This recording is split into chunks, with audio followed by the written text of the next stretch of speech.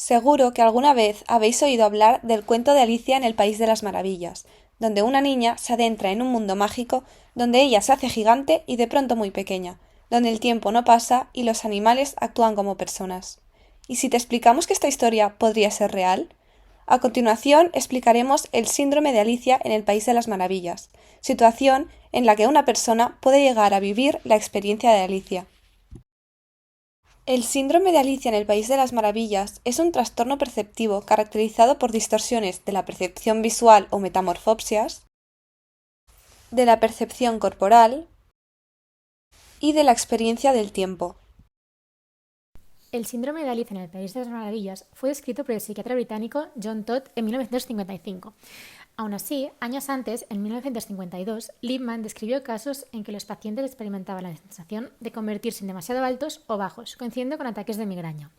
Coleman también encontró un caso similar referente a un joven con esquizofrenia que refería sentirse como Alicia en el País de las Maravillas, al notar cómo su cuerpo se alargaba y encogía.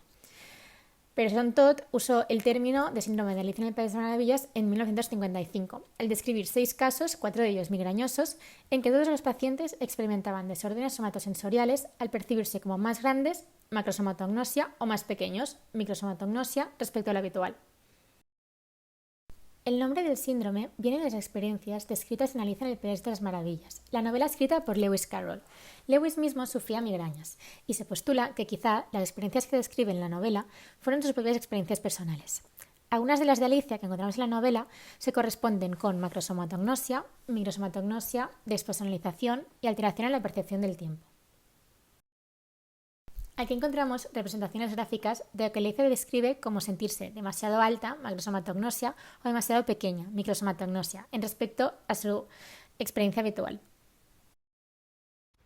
No se dispone de datos epidemiológicos sobre el síndrome en la población en general. Aunque generalmente se supone que el síndrome es raro, los estudios clínicos entre pacientes con migraña indican que la tasa de prevalencia en este grupo puede ser de alrededor el 15%. Además, algunos estudios indican que los síntomas individuales del síndrome de Alicia en el País de las Maravillas no son raros en la población general. Un estudio transversal de 1.480 adolescentes encontró una prevalencia de micropsia y o macropsia a lo largo de la vida del 5,6% para los hombres y del 6,2% para las mujeres. En lo referente a los síntomas visuales incluidos dentro del síndrome de Alicia en el País de las Maravillas, encontramos principalmente la micropsia y macropsia, que es la percepción de los objetos de medida más pequeña o más grande de lo que son realmente, la teleopsia y la peleopsia, que es la posición de los objetos que se ven más alejados o más próximos, y la dismorfopsia, es la visión curvada de líneas o objetos que son rectos. Por otro lado, dentro del síndrome de Alicia en el País de las Maravillas encontramos síntomas que no son estrictamente visuales. De entre ellos destacamos la desrealización, que es la experimentación del mundo como si fuera irreal, la despersonalización, que es la experimentación de uno mismo como si éste fuera irreal, la hipoesquematia y la hiperesquematia, que es una sobre o subrepresentación del espacio que ocupa el cuerpo de uno mismo, la sensación ilusoria de levitación, la dualidad somatopsíquica, que es la sensación de partición del cuerpo en dos, y la distorsión del paso del tiempo.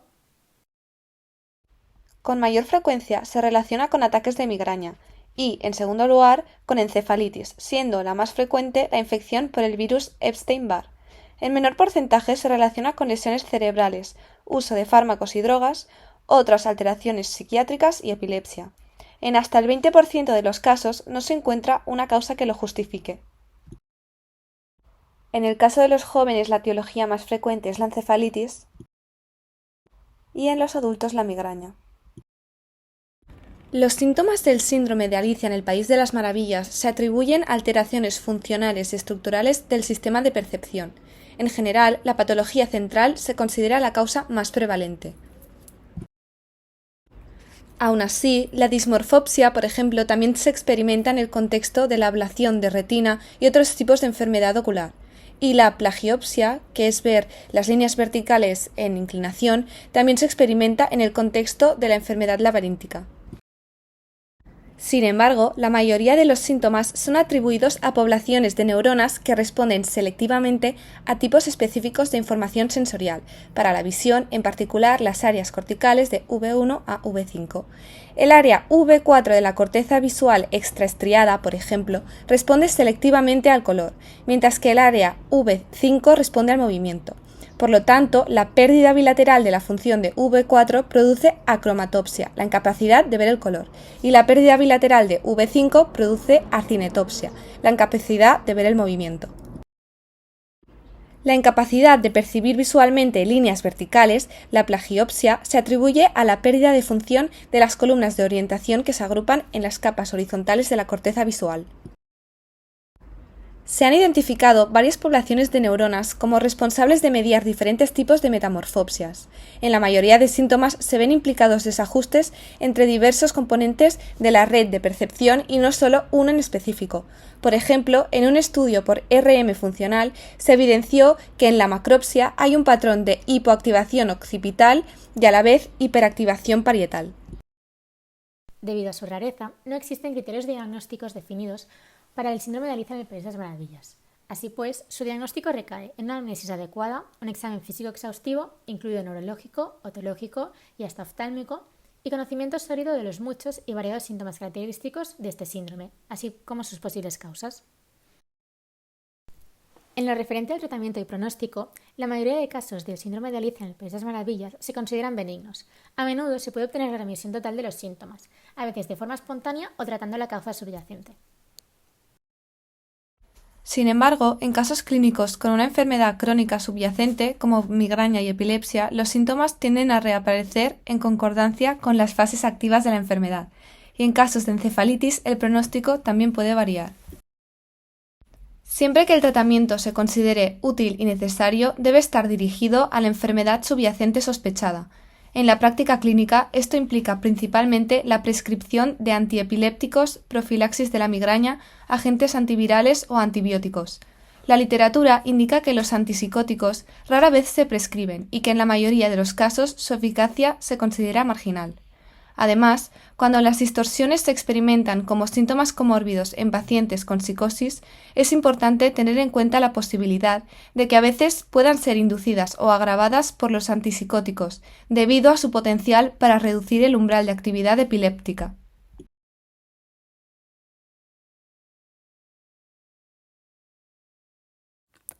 El síndrome de Herford-Waldenstrom es una variante subaguda rara de la sarcoidosis. Se presentan aproximadamente 5% de los afectados por esta enfermedad. Respecto al cuadro clínico, este se caracteriza por la siguiente tríada: aumento de la parótida, parálisis del nervio facial y uveitis anterior, además de un síndrome febril crónico. Cuando solo se producen 2 de los 3 síntomas, se considera un síndrome de Herford incompleto. La prevalencia parece ser mayor en la raza negra respecto a la blanca y también se ha visto que es mayor en mujeres respecto a hombres. Esta condición fue descrita por primera vez en el año 1909 por el oftalmólogo danés Christian Herford, originalmente atribuyéndola a paperas o parotiditis.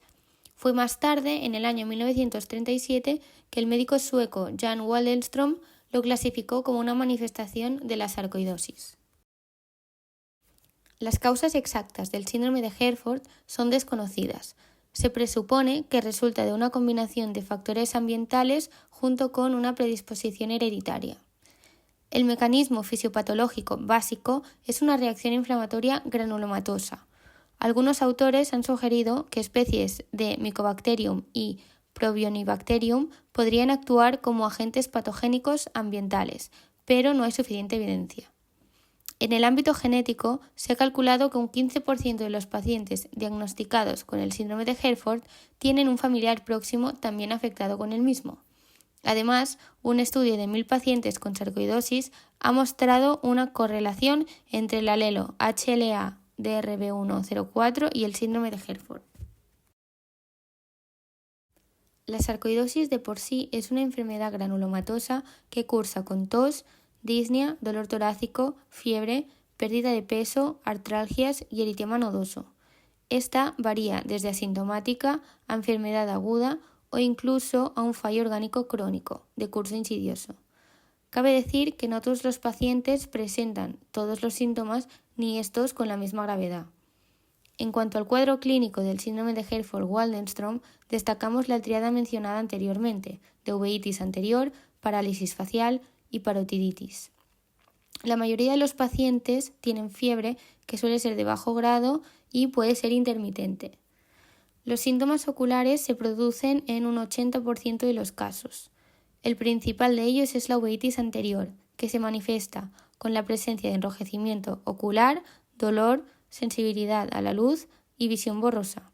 Si no se trata adecuadamente, esta puede evolucionar a glaucoma y a un edema macular. Respecto a la parálisis facial, se da en la mitad de los pacientes aproximadamente. Generalmente es de tipo periférica, es decir, afecta al nervio facial después de su salida del cráneo. Lo más característico de esta parálisis es la incapacidad para cerrar un ojo, la desviación de la comisura de la boca o una disminución del reflejo del parpadeo. Finalmente, la parotiditis es generalmente bilateral y se describe como una inflamación de la región de la mandíbula, con afectación también de la sensibilidad. Otros síntomas de presentación variable y raros que se han descrito en este síndrome son la parálisis del nervio trigémino, el derrame pericárdico o la xerostomía. A nivel oftalmológico destacan la queratoconjuntivitis sica por dacryoadenitis, el edema palpebral bilateral, los nódulos conjuntivales asintomáticos y la neuritis óptica. Centrándonos ahora en la principal manifestación ocular, que es decir, la uveitis anterior, es típicamente crónica y granulomatosa. Puede formar sinequias y se caracteriza por la presencia de precipitados queráticos en grasa de carnero. Los precipitados queráticos pueden ser grandes y se distribuyen a menudo en la mitad inferior de la córnea. Su coloración blanca o pigmentación indica cronicidad. Se asocian a veces a nódulos del iris característicos, que son precipitados inflamatorios. Se llaman nódulos de Koeppe cuando se localizan en el margen de la pupila y nódulos de Busacca cuando se localizan en el estroma del iris. La uveitis puede ser con menos frecuencia intermedia, posterior o panuveitis, en forma de coroiditis multifocal periférica y vasculitis venosa de la retina. El diagnóstico del síndrome de Herford es principalmente clínico. Recordemos que tiende a presentarse de forma ambigua, de forma que los criterios clásicos de diagnóstico pueden no aparecer a la vez. Aparte de los hallazgos clínicos que hemos explicado, estos pueden ir acompañados de pruebas complementarias, de analítica, imagen y anatomía patológica, que apoyen al diagnóstico.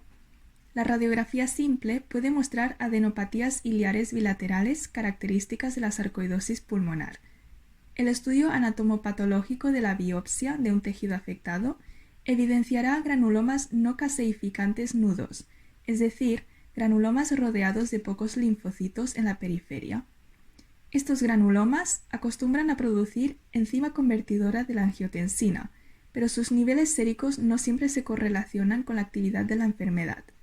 Los macrófagos alveolares pueden producir dihidroxivitamina D3, que resulta en hipercalcemia y sobre todo hipercalciuria en 40% de los casos. Finalmente, como dato curioso, se puede usar la prueba cutánea de Pain para diagnosticar la sarcoidosis. Se trata de inyectar una suspensión de bazo de un paciente con sarcoidosis dentro de la dermis del paciente en estudio. La prueba será positiva si aparecen pápulas granulomatosas de 4 a 6 semanas después. Esta prueba ya no se usa frecuentemente en la práctica clínica. El tratamiento del síndrome de Herford depende del grado de afectación sistémica. Los corticosteroides orales, como la prednisona, son el tratamiento de primera línea para esta y las otras manifestaciones de la sarcoidosis. Este tratamiento sistémico normalmente puede resolver los síntomas principales de uveitis bilateral, parálisis facial y parotiditis. La pauta consiste en una dosis inicial de 0,5 o 1 miligramo por kilo al día durante 2 a 3 semanas hasta obtener la respuesta clínica. Después las dosis se desescalan hasta la mínima de forma progresiva a lo largo de unas semanas o meses, preferiblemente menos de 6 meses para prevenir la aparición de los efectos secundarios de la corticoterapia. En segunda línea, Están indicados diversos inmunosupresores para los casos corticoresistentes o refractarios. Por ejemplo, se puede usar el metotrexato, la azatioprina, el micofenolato y la ciclosporina. Sin embargo, solo el metotrexato tiene evidencia conocida de su eficacia. En caso de intolerancia a los inmunosupresores, se puede introducir a los biológicos anti-TNF-alfa, como el infliximab y el adalimumab. Cuando el cierre ocular completo no es posible debido al lagoftalmos secundario a la parálisis facial, el paciente debe aplicarse lágrimas artificiales durante el día y crema lubricante por la noche, y taparse el ojo afectado durante el sueño, todo esto para prevenir una queratopatía por exposición. La historia natural de la sarcoidosis es habitualmente autolimitada, con curación después de 12 a 36 meses. Globalmente, el pronóstico del síndrome de Herford es variable. Algunos pacientes entran en remisión completa con el tratamiento adecuado, mientras que otros pueden tener síntomas recurrentes o crónicos que recidivan en menos de 3 meses después de detener el tratamiento. El riesgo de parálisis permanente aumenta en pacientes que no reciben tratamiento con corticoides. La uveitis sarcoidea se asocia a un pronóstico visual favorable, ya que la mayoría de los pacientes presentará pérdida visual leve o mínima. Aún así, de 2,4 a 10% de los pacientes desarrollará secuelas graves, definidas como una agudeza visual corregida menor a 20/200, principalmente a causa del edema macular cistoide. Es por esta razón que se recomienda hacer controles oftalmológicos de screening en pacientes recientemente diagnosticados de sarcoidosis, aunque no presenten ningún síntoma visual asociado.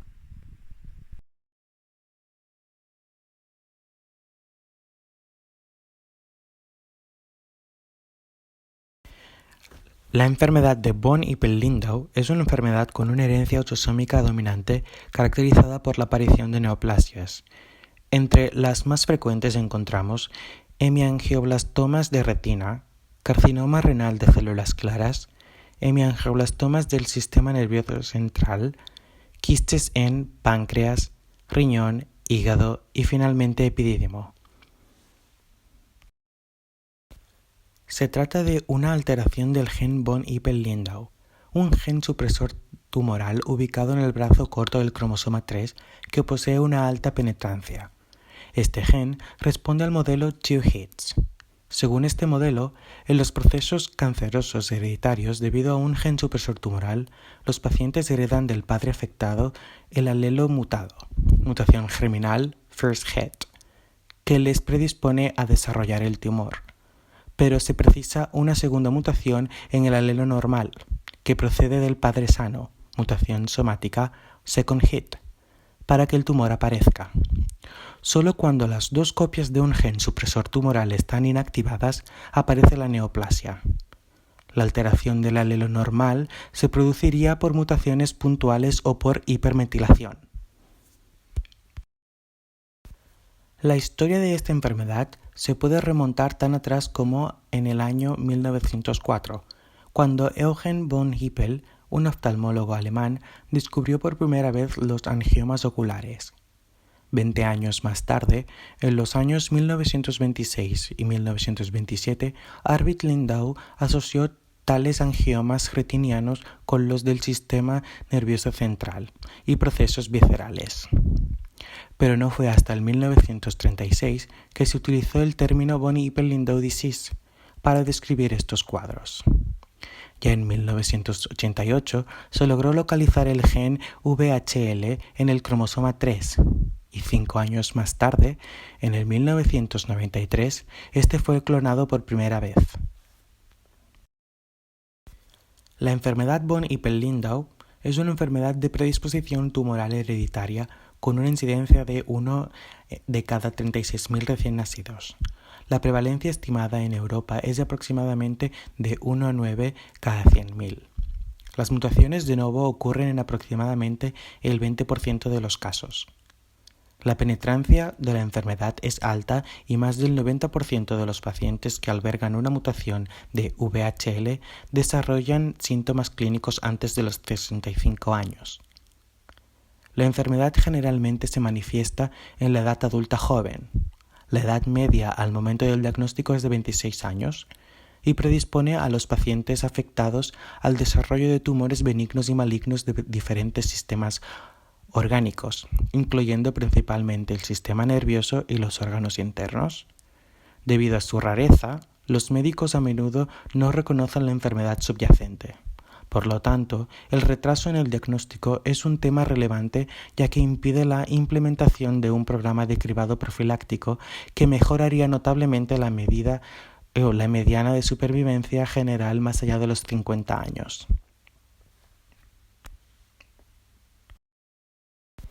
El gen VHL es relativamente pequeño y está compuesto por 854 nucleótidos, en 3 exones que codifican por la proteína VHL, PVHL. Ampliamente expresado en las células de todo el cuerpo, PVHL afecta múltiples vías reguladoras que incluyen la transcripción, la apoptosis y la formación de matriz extracelular. La función más crítica de PVHL es su papel en la respuesta adaptativa a condiciones hipóxicas. A niveles normales de oxígeno tisular, PVHL forma un complejo de VHL con elongina B, elongina C, culina 2 y RBX1. Este complejo es responsable de iniciar la degradación mediada por ubiquitina de los factores inducibles por hipoxia, incluidos HID1A, HIF2A y HIF3A. Por el contrario, en condiciones hipóxicas hay una estabilización de las subunidades de HIFA. Estas se acumulan y migran al núcleo donde se unen con HIFB, lo que resulta en la activación de genes inducibles por hipoxia. Estos incluyen factor de crecimiento endotelial vascular, VEGF, factor de crecimiento derivado de plaquetas B, PDGF-beta, eritropoyetina, factor de crecimiento transformante alfa, TGF-alfa, receptor del factor de crecimiento epidérmico, transportador de glucosa 1 y cientos de otros genes regulados por el eje HIF. La mutación en VHL da como resultados un estado de pseudohipoxia con HIF elevado y activación subsiguiente de genes dependientes de HIF, que a su vez regulan positivamente la angiogénesis, aumentan la proliferación celular y desplazan el metabolismo hacia la glucólisis. Se caracteriza por hemiangioblastomas del cerebro, médula espinal y retina, quistes renales y carcinoma de células renales, feocromocitoma y paraganglioma, quistes pancreáticos y tumores neuroendocrinos, tumores del saco endolinfático y quistes del epidídimo y del ligamento ancho. Se produce cierto agrupamiento de tumores, lo que da lugar a la designación de fenotipos específicos del síndrome de VHL. La edad fue el único predictor del número de órganos afectados. Haciendo referencia a la clínica, se puede observar que el aumento del crecimiento se asoció con el sexo masculino, tumores sintomáticos y quistes asociados con hemangioblastoma. Los hemangioblastomas del sistema nervioso central siguen siendo la principal causa de muerte, aunque la supervivencia relacionada con el VHL ha mejorado a lo largo de los años. El hemangioblastoma del sistema nervioso central es la lesión prototípica del síndrome de von Hippel-Lindau. Son frecuentes los tumores múltiples del sistema nervioso central que se producen de forma sincrónica o metacrónica. Aproximadamente el 80% se desarrolla en el cerebro y el 20% en la médula espinal. Los hemangiomas de nervios periféricos pueden ser una manifestación rara. Los hemangioblastomas oscilan entre periodos de crecimiento y estabilidad, generalmente son de crecimiento lento, pero en ocasiones incluyen quistes de rápido crecimiento que producen hidrocefalia con papiledema. Algunos hemangioblastomas no causan síntomas y solo se descubren mediante técnicas de imagen.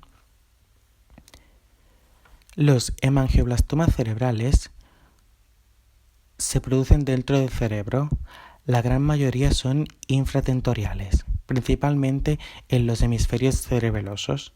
Los síntomas clínicos dependen del sitio del tumor. En los tumores infratentoriales predominan el dolor de cabeza, los vómitos y las alteraciones de la marcha o la ataxia. Los hemiangioblastomas espinales, por otro lado, generalmente son intradurales. Ocurren con mayor frecuencia en las regiones cervical-torácica. Los hemangioblastomas espinales suelen presentarse con dolor. La pérdida sensorial y motora se puede desarrollar con la compresión del cordón. Finalmente, en la figura se observa un hemangioblastoma en la cara inferior del hemisferio cerebeloso derecho en una mujer de 47 años con enfermedad de von Hippel-Lindau. Aproximadamente el 70% de los individuos afectados presentan angiomas retinianos. Se trata de tumores benignos, los cuales se localizan con mayor frecuencia en la periferia temporal de la retina. Se presentan con frecuencia de forma múltiple y bilateral. La expresión de niveles elevados de VEGF en estos tumores provoca hipervascularización, fuga vascular y, finalmente, desprendimiento de retina. Se recomienda el cribado anual mediante fundoscopia y, si es necesario, angiografía de fluorescencia para los pacientes con von Hippel-Lindau a partir del año de edad. Se recomienda el tratamiento temprano de las lesiones asintomáticas. La coagulación con láser o la crioterapia pueden controlar la mayoría de los hemangioblastomas de retina periféricos. Cabe destacar que pueden ser asintomáticos y pueden detectarse en una oftalmoscopia de rutina. Pueden presentarse con un defecto del campo visual o una pérdida de la actividad visual como resultado del desprendimiento de retina, exudación o hemorragia. Con un cribado regular y un tratamiento temprano de las lesiones detectadas, el pronóstico visual para los pacientes con von Hippel-Lindau es en general bueno. Los tumores más grandes se pueden tratar mediante vitrectomía. Los hemangioblastomas del disco óptico deben controlarse sin tratamiento. Es importante destacar que en la figura se observan dos fotografías distintas. La primera demuestra un fondo de ojo del ojo izquierdo con hemangioblastoma de retina capilar con un vaso arterial de alimentación prominente y vena de drenaje dilatada. Por otro lado, la imagen B muestra una angiografía de fluoresceína con ávida hiperfluoresceína dentro del hemangioblastoma. El hemiangioblastoma de retina se origina como una masa dentro de la retina interna, que manifiesta un engrosamiento hiperreflectante de estas capas en la tomografía de coherencia óptica OCT y puede desplazar las capas externas de la retina al aumentar de tamaño. El hemiangioblastoma de retina puede surgir en asociación con el disco óptico, designado como hemangioblastoma de retina yuxtapapilar o epipapilar, o dentro de la retina en cualquier otro lugar, designado como hemangioblastoma de retina extrapapilar. En primer lugar, el hemangioblastoma de retina yuxtapapilar tiene características más sutiles, a veces apareciendo solo como una plenitud localizada de la retina interna en el borde del borde neural. Vasos de alimentación y drenaje generalmente ausentes en estas lesiones. Finalmente, la angiofluoresceína permite una visualización rápida de la tinción hiperfluorescente y las fugas asociadas. El hemangioblastoma de retina extrapapilar comienza como un pequeño punto intrarretiniano rojo o gris. Mide menos de unos pocos cientos de micrones de diámetro. Tiene una apariencia oftalmoscópica similar a un microneurisma o hemorragia intrarretiniana punteada. La angiografía fluoresceínica, particularmente con el uso de imágenes de campos amplios, es un medio sensible para identificar estas lesiones, que exhiben hiperfluorescencia temprana y tardía. Es solo con el aumento de tamaño que el hemiangioblastoma de retina extrapapilar muestra características prototípicas más distintivas, como el aumento de la nodularidad. En la figura podemos observar en la imagen presenta la presencia de un hemiangioblastoma retiniano yuxtapapilar responsable de una exudación macular grave. Por otro lado, en la imagen B se observa una exploración a través del cuerpo del tumor, el cual ilustra el grado de engrosamiento de la retina y la ubicación de la lesión en la retina interna. Los criterios de diagnóstico actuales para la síndrome de von Hippel-Lindau a menudo incluyen hallazgos tanto genéticos como clínicos. Se pueden usar varias pruebas para establecer el diagnóstico y determinar la extensión de las manifestaciones clínicas, ya sea como la resonancia magnética del cerebro y la médula espinal, fundoscopia, examen de ultrasonido, resonancia magnética del abdomen y metabolitos de catecolaminas en sangre, orina para establecer el diagnóstico clínico. Actualmente, las siguientes manifestaciones se incluyen en los criterios de diagnóstico clínico. Un caso simple, es decir, un individuo sin antecedentes familiares conocidos de síndrome de von Hippel-Lindau, que se presenta con 2 o más lesiones características. Pueden ser 2 o más hemangioblastomas de la retina, la columna vertebral o el cerebro, o un solo hemangioblastoma en asociación con una manifestación visceral, por ejemplo, múltiples quistes renales o pancreáticos, carcinoma de células renales, feocromocitomas suprarrenales o extrarrenales, y con menos frecuencia, tumores del saco endolinfático, cistoadenomas papilares del epidídimo o del ligamento ancho o tumores neuroendocrinos del páncreas. También puede ser un individuo con antecedentes familiares del síndrome de von Hippel-Lindau en el que está presente una o más de las siguientes manifestaciones del síndrome: angioma de retina, hemangioblastoma espinal o cerebeloso, feocromocitoma suprarrenal o extrarrenal, carcinoma de células renales y múltiples lesiones renales y pancreáticas. En la mayoría de las veces, 80%, la enfermedad de von Hippel-Lindau se hereda de un progenitor. En el resto de los casos, 20%, se trata de una mutación que ocurre por primera vez como una mutación de novo. El diagnóstico puede establecerse por la presencia de un único tumor típico, por ejemplo, hemangioblastoma retiniano o del sistema nervioso central, o el carcinoma de células renales, y una historia familiar positiva de von Hippel-Lindau. Y si no hay historia familiar, sobre un 20% de novo, son necesarios tumores múltiples para el diagnóstico. En las pruebas de laboratorio, bioquímica, el hemograma completo, la determinación en orina de metabolitos de catecolaminas, el análisis de orina y la citología de orina pueden ser indicativos de policitemia, feocromocitoma, anomalías renales y carcinoma de células renales. El feocromocitoma se diagnosticará por determinación periódica de catecolaminas en orina, los hemangiomas retinianos por oftalmoscopia indirecta. Los estudios de imagen pueden ser utilizados para detectar tumores del sistema nervioso central, feocromocitoma, tumores del saco endolinfático, tumores renales y quistes pancreáticos. Los hemangioblastomas del sistema nervioso central se diagnosticarán por resonancia magnética nuclear, con contraste y estudio angiográfico.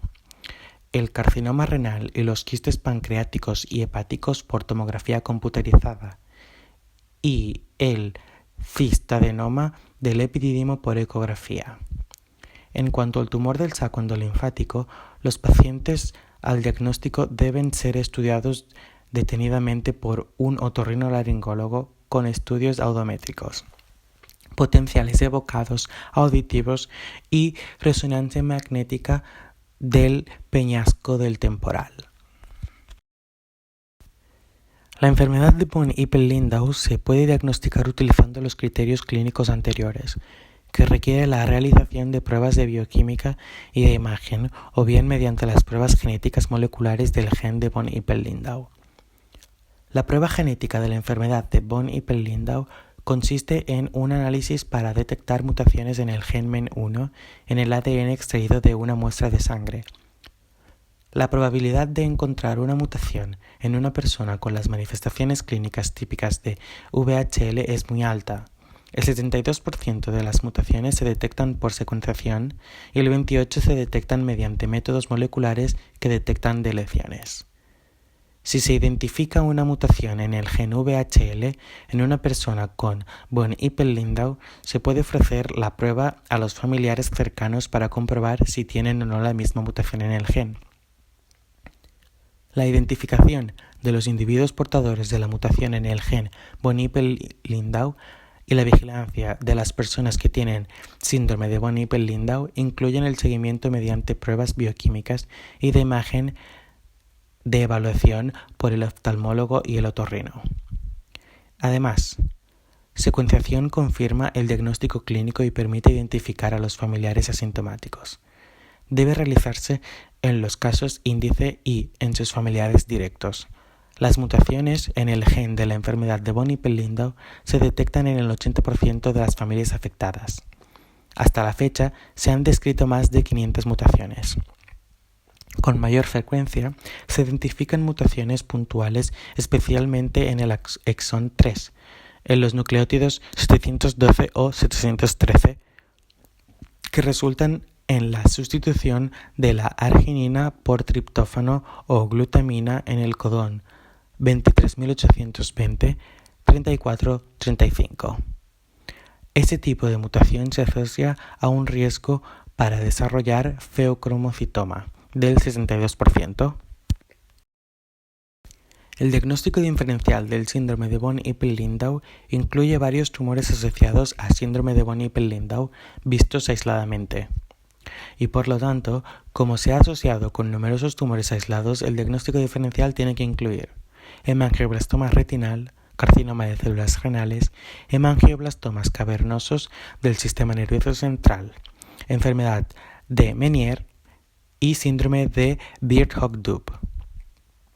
Los pacientes con feocromocitoma y sin antecedentes del síndrome de von Hippel-Lindau pueden presentar neoplasias endocrina múltiple tipo 2, síndrome de paranglioma, feocromocitoma hereditario asociados a mutaciones de la subunidad succinato deshidrogenasa o neurofibromatosis tipo 1. Esas enfermedades son causadas por una mutación en un gen separado von Hippel-Lindau. La enfermedad de Meniere es otra enfermedad que se presenta de forma similar a los tumores del saco endolinfático. El carcinoma de células renales puede ser causado por leiomiomatosis hereditaria y cáncer de células renales. La enfermedad de von Hippel-Lindau es una enfermedad sistémica con una heterogeneidad interindividual pronunciada. La atención médica y el tratamiento continuos de los pacientes con von Hippel-Lindau es un desafío duradero que se aborda mejor de manera interdisciplinaria. El trabajo en equipo activo de los diversos especialistas médicos y quirúrgicos es fundamental.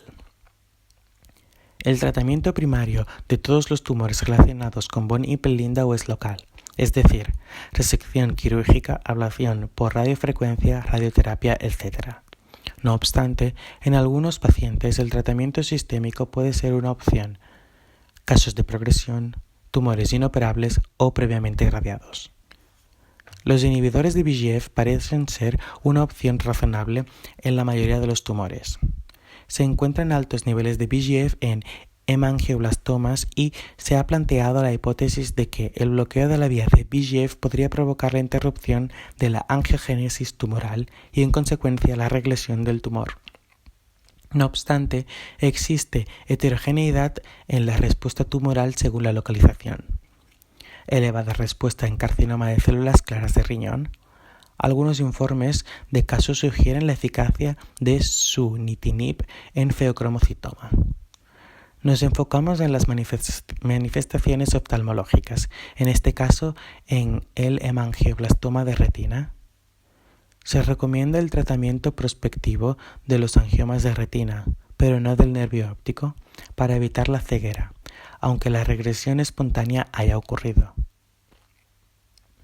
La angiografía de fluoresceína de campo ultralargo puede ser útil en la evaluación y manejo de hemangioblastomas de retina. Esta técnica parece detectar más hemangioblastomas que la oftalmoscopia y la angiografía convencional. Las modalidades terapéuticas usadas para tratar los hemangioblastomas retinianos incluyen diatermia, xenon, láser y criocoagulación, con grados variables de suceso dependiendo de la localización, tamaño y número de lesiones.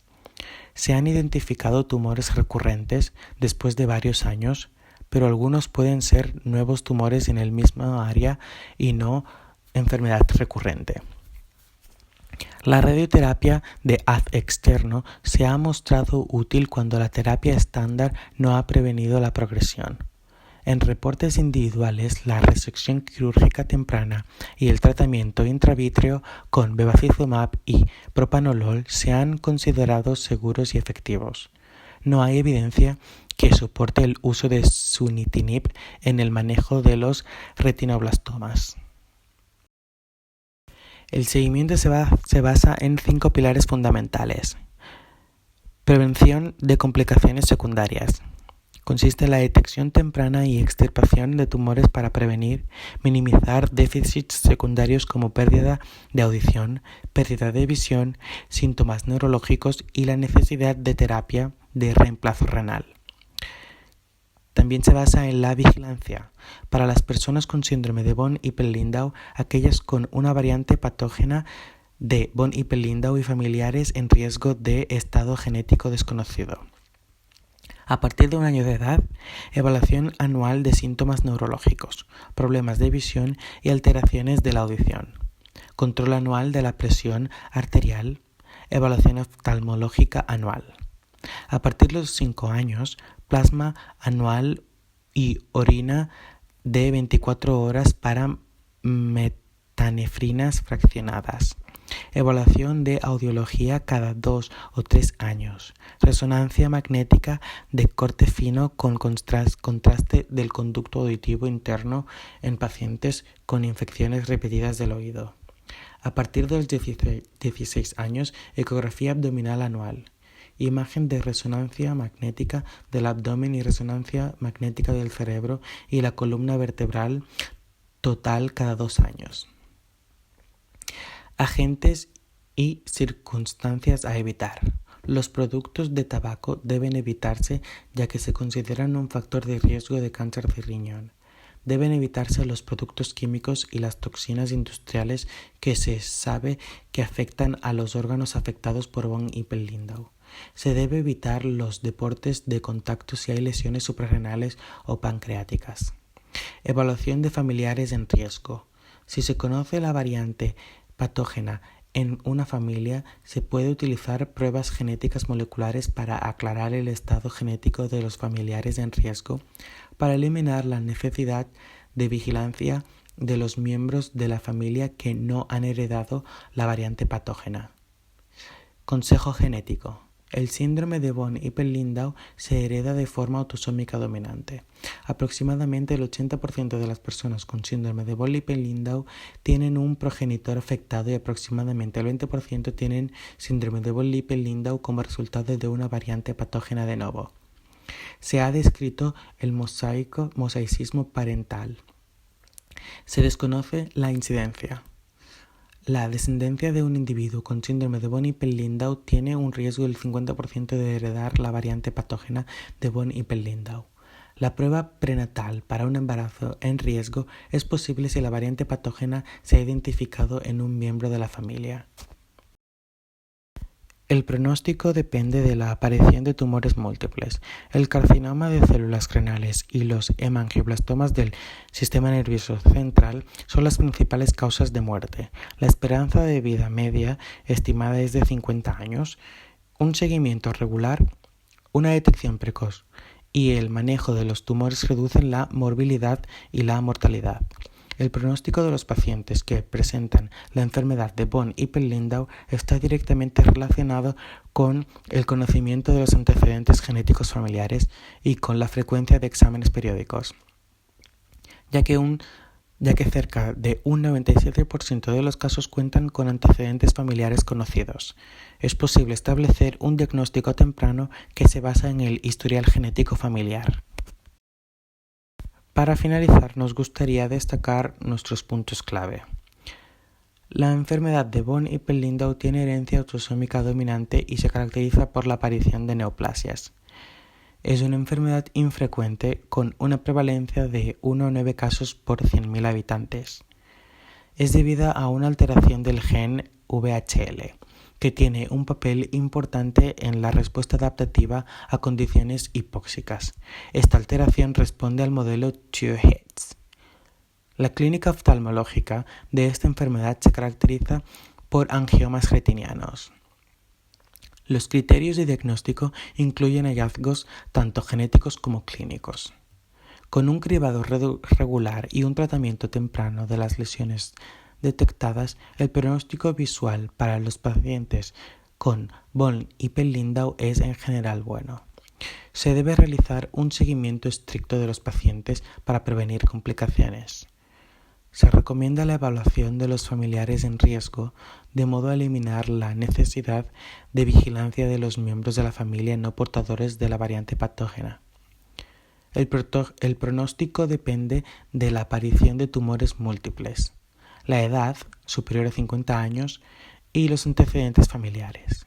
Finalmente, el seguimiento regular, la detección precoz y el manejo de los tumores reducen la morbilidad y la mortalidad de la enfermedad de von Hippel-Lindau.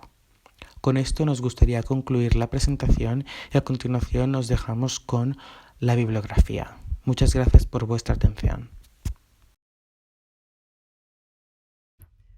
Dependiendo de qué neurona se afecte en el síndrome de Horner, ya sea la primera, segunda o tercera neurona, tendremos manifestaciones diferentes. Cuando se afecta la primera neurona, tenemos un síndrome de Horner central.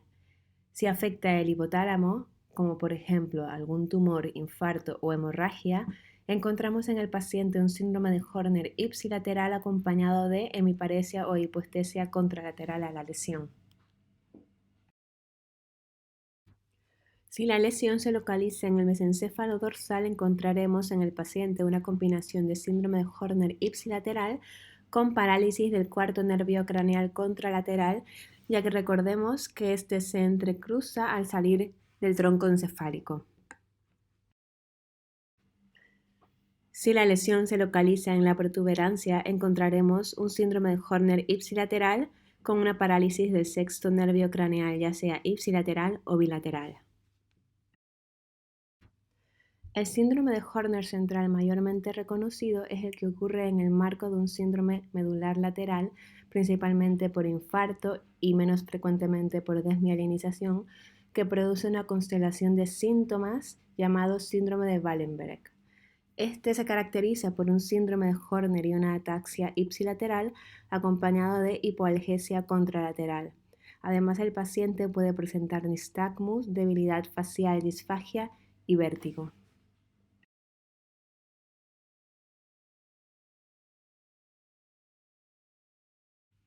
Cuando hay afectación de la segunda neurona, hablamos de un síndrome de Horner preganglionar, tomando como referencia el ganglio cervical superior a nivel de la bifurcación carotidia.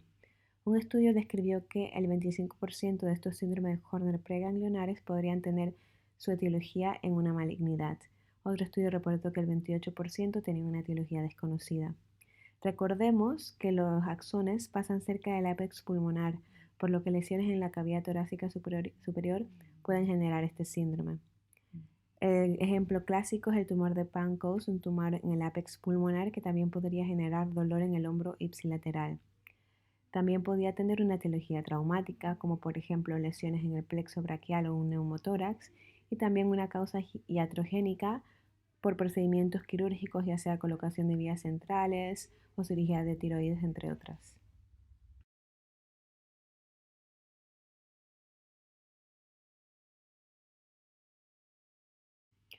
Cuando hay afectación de la tercera neurona, hablamos de un síndrome de Horner postganglionar. En la figura del centro y de la derecha, observamos la relación que hay entre el plexo simpático con la arteria carótida interna y dentro del seno cavernoso vemos cómo se une al sexto nervio craneal, viaja un pequeño trecho con este nervio y luego se une la primera división del trigémino para entrar entonces a la órbita. Una de las causas más comunes del síndrome de Horner postganglionar es la disección carotidia.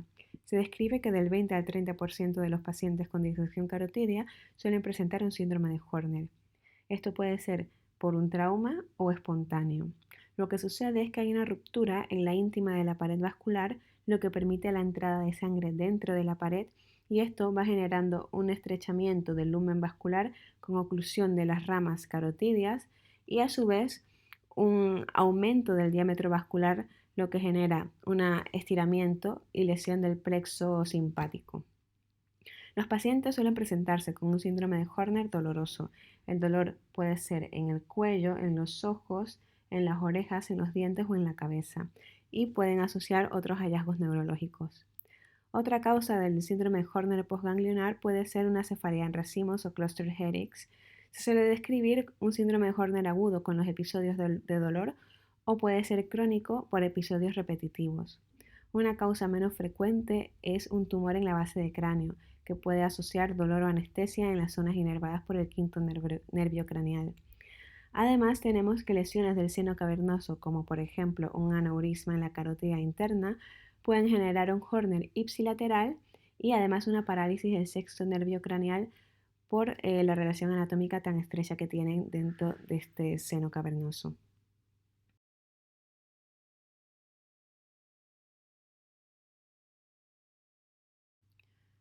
Cuando estudiamos el síndrome de Horner en niños es importante determinar si es congénito o adquirido. La mayoría de los congénitos suelen ser idiopáticos o por un trauma en el parto que usualmente va acompañado de una lesión en el plexo braquial, pero hay que descartar siempre un neuroblastoma intrauterino. Característicamente, los pacientes con Horner congénito suelen tener una heterocromía del iris, ya que la inervación simpática juega un rol muy importante en el desarrollo de los melanocitos del iris, por lo que el iris patológico va a ser más claro que el contralateral. Cuando un Horner es adquirido es importante estudiarlo bien, ya que más del 50% suelen asociar una patología letal. Es importante destacar que estos pacientes también pueden presentar heterocromía del iris si la lesión se genera antes de los 2 años de edad. A pesar de que el 70% de los Horners en niños son idiopáticos si se detectan durante el primer año de vida, siempre hay que descartar un neuroblastoma, ya que es una patología letal que empeora el pronóstico con el diagnóstico tardío. Habría que hacer un estudio de imagen, una resonancia magnética que incluya cerebro, cuello y tórax con y sin contraste, con catecolaminas en orina para descartar el neuroblastoma. En la imagen vemos 2 pacientes pediátricos con Horner. En el lado derecho vemos la heterocromía del iris y además vemos en el lado contralateral un rubor que respeta la línea media, esto es el síndrome de Arlequín por inestabilidad vasomotora.